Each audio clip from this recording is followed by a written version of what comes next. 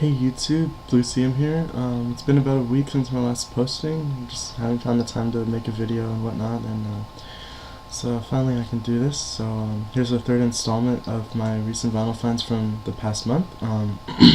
Just got all these at thrift stores and record stores by my house, and I found some really cool things.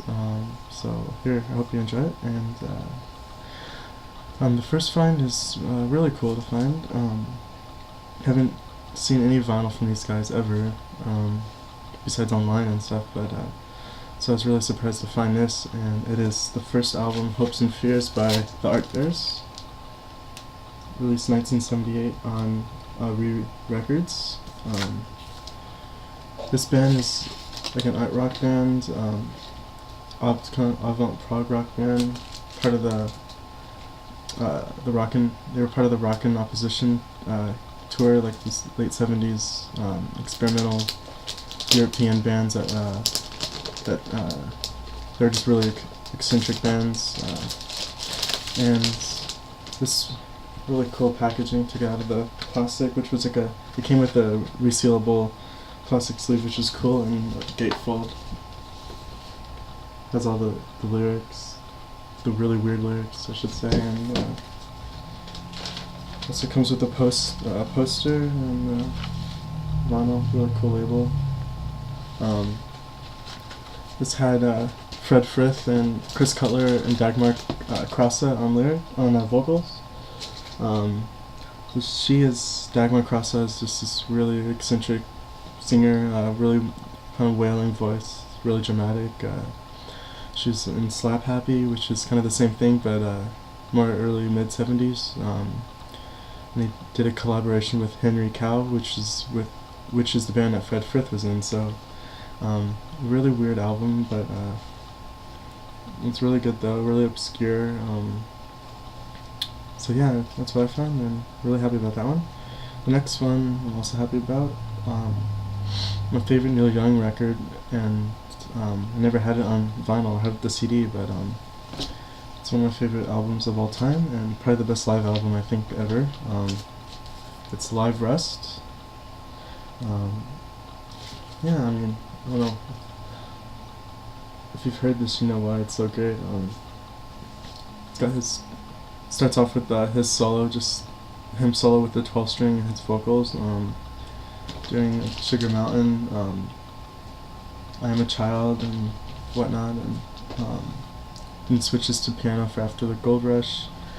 Then it kind of brings out his electric more, and then it goes back to acoustic, and then goes back to electric, and by the end of the record it's just really raw guitar with a lot of noise in it, and it's just wonderful.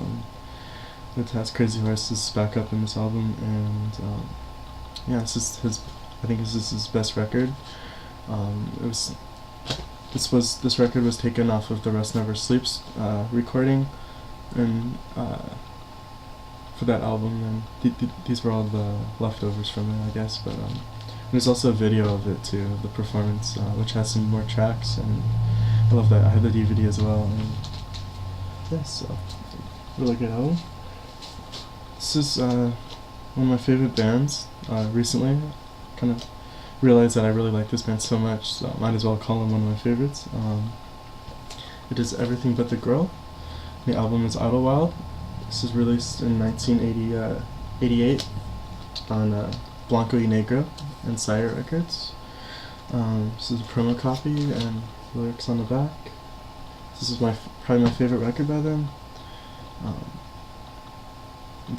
Before they were in the 90s. Before they in the 90s, they took over like the club world, and started releasing electro music and stuff. But their early work, like from like 80 to like, I don't know, 93 or so, they just focused on really jazzy indie pop music.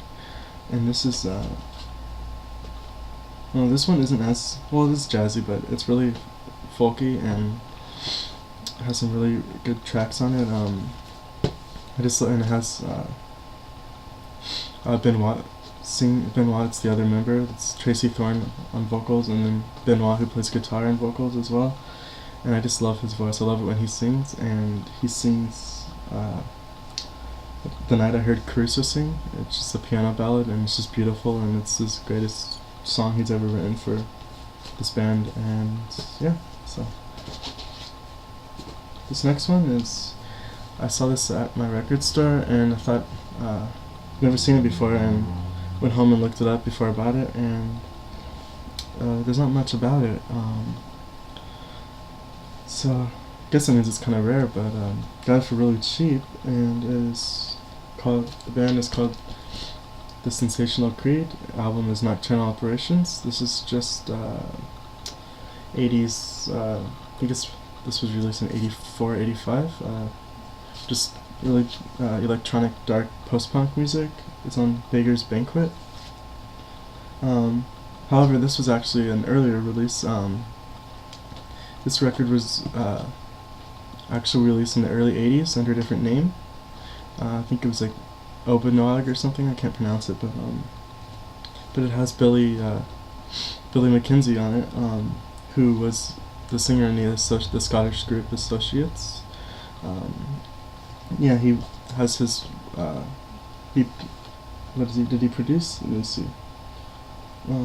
He didn't produce it, but, well, he did produce some of the tracks, and he plays on it as well a little bit, but yeah, really great single. It's just a 12-inch EP, and really rare, and if you can find it, pick it up. I suggest it. And the next one is, this is another kind of obscure post-punk single that I found. I only bought it because of the record label, which is on Cherry Red, which was the label that indie pop post-punk label that Everything But the Girl used to be on, and Felt, and so many others. But just love this. I really love this record. I had never heard it before, and I heard of the band just from knowing the label, but I never actually checked them out. But it's The Passage, and the name of the single is XOYO. Just synth pop, but with kind of a darker edge. Just love the vocals by Dick Witz. That's the name of the vocalist. He has a really great voice, and really surprised me. So, yeah, really glad I got that. It's always great to find like rare, like post-punk singles and stuff that you typically don't see. I always pick them up whenever I see them. So, next I hadn't had this on vinyl yet either. Common record, but I just wanted to get it. It's my favorite Bruce Springsteen record, The River, 1980 release. This double album features like Hungry Heart. That's a big track on this one, and The River, the title track, and Cadillac Ranch. But yeah, Hungry Heart is one of my favorite Bruce Springsteen songs, as well as Drive All Night. The two kind of more ballads on here, but I love this record so much. I couldn't decide if it's my favorite though, because I always kind of switch between this and Nebraska, but I'd probably say that's my favorite Bruce Springsteen record, so happy I got that. The next one is, let's move to a few some jazz fusion records I got. First is Where Have I Known You Before by Return to Forever. Really like this band a lot. Probably my favorite of the big fusion bands in the 70s. If you consider like Weather Report and Mahavishnu Orchestra, and who else? Yeah, Return to Forever. Those are kind of the big three ones, and this is probably my favorite band out of those. This is the first record with Al Di Meola. He was like 19, and has Stanley Clarke on bass and Lenny White on drums, and then Chick Corea, of course, on keyboards. But it's a really extraordinary record, I must say. Yeah, I don't know, I love it. And on a related note is the debut album by Stanley Clarke,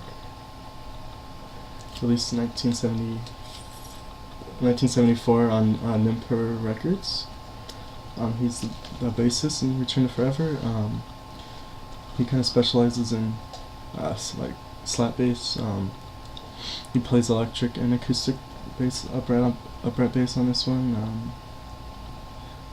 But I just love it when he, the last side of this record, the Spanish phases for strings and bass and Life Suite. He brings out his upright bass and plays it. It's beautiful, and has a string arrangement as well. It's just really great. And on the second track on this record, Yesterday Princess, he even sings on it, so that's really, really great. And yeah, it's a really great debut. He's mainly known for that School Days album, which was really influential bass album for, you know, aspiring bass players that wanted to learn how to slap and all that. So, but I like this one more. It's it even features reworking of a Return to Forever track to Vulcan Princess, which was the original track was on the record I just showed, the Return to Forever record. So the last one here, Common record again, their most famous release, but can never seem to find it anywhere. It is Heavy Weather by Weather Report, and you know, it's a really great record. I was really surprised by it because I guess I never looked really into these guys because you kind of assume that they're just kind of a cheesy world fusion band, I guess, but it's really great, and it features, the lineup on this record is Joseph Zawinul and Wayne Shorter, who are always on it, and then Jaco Pastorius on bass, I love him, and then Manolo Bandrina on percussion, and then Alex Acuna on drums. But so you know, good lineup and stuff. But the thing about Weather Report is they probably have like the worst album covers ever. And I mean, look, it's just horrible. Like, it's got like a hat on it, and it's just ridiculous, the lightning and stuff. And then if you look at the back cover, it's just even worse. Their pictures, those are just horrible. Like, that's why, in the pink background too, and that's why it just makes it seem like it's just some cheesy world fusion band. But I don't know. That's another thing I don't understand about this guy right here. You know, in every single promo pic, he always has that.